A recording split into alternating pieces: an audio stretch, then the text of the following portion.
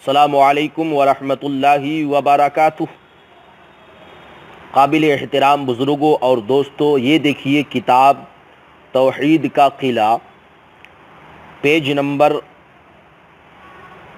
83 ہے۔ کیا لکھا ہے وہابی مولوی نے؟ لہٰذا جو شخص مردوں مثلا انبیاء وغیرہ، اس وہابی مولوی نے تمام انبیاء علیہم السلام کو مردہ لکھا، اور وغیرہ میں صحابہ، شہداء اور اولیاء کرام سب شامل ہو گئے، تو وہابی مولوی نے تمام انبیاء علیہم السلام کو مردہ لکھا، شہداء کو مردہ لکھا۔ کیا وہابیوں کا انبیاء علیہم السلام کو مردہ لکھنا صحیح ہے یا گستاخی ہے؟ شہداء کرام کو مردہ لکھنا صحیح ہے یا گستاخی ہے؟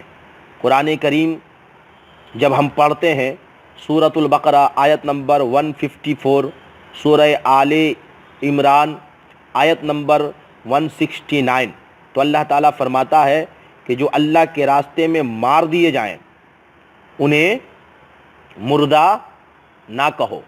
قرآن نے شہید کو مردہ کہنے سے منع کیا۔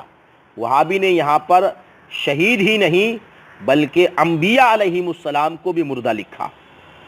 قرآن نے شہداء کرام کو مردہ گمان کہنے سے منع کیا، مردہ گمان کرنے سے منع کیا، مگر وہابیوں نے حد کر ڈالی کہ صرف گمان ہی نہیں بلکہ عقیدہ بنا ڈالا، اور وہابیوں کا یہی عقیدہ ہے کہ تمام انبیاء علیہم السلام مردہ ہیں، اور یہ لوگ مردہ کہتے ہیں، لکھتے ہیں، اور یہی ان کا عقیدہ ہے۔ یہ دیکھیے اس کا فرنٹ پیج دیکھ لیجیے آپ، توحید کا قلعہ، سعودی عربیہ میں یہ کتاب بڑھتی ہے، وہاں کے انتظامات سے یہ کتاب چھپی ہے۔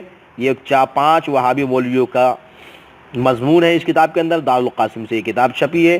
تو آپ تمامی حضرات سے کہنا چاہتا ہوں کہ یہ گستاخ فرقہ ہے، انبیاء علیہم السلام کو مردہ لکھتا ہے، مردہ سمجھتا ہے، مردہ کہتا ہے، جبکہ قرآن شہید کو مردہ کہنے سے منع کرتا ہے، شہید کو مردہ گمان کرنے سے منع کرتا ہے۔ آپ سوچ سکتے ہیں جب ایک امتی کو مردہ کہنا منع ہے جو شہید ہو جائے، جب ایک امتی کو مردہ سمجھنا منع ہے جو شہید ہو جائے، تو آپ سمجھ سکتے ہیں نبی کو مردہ کہا جا سکتا ہے؟ بالکل نہیں۔ نبی کو مردہ گمان کیا جا سکتا ہے؟ بالکل نہیں۔ مگر وہابی نبی کو بھی مردہ سمجھتا ہے اور تمام انبیاء علیہم السلام کو مردہ لکھتا بھی ہے۔ اللہ تعالیٰ ان کے مکر و فریب و دجل سے ہمارے تمام مسلمان بھائیوں کو محفوظ فرمائے۔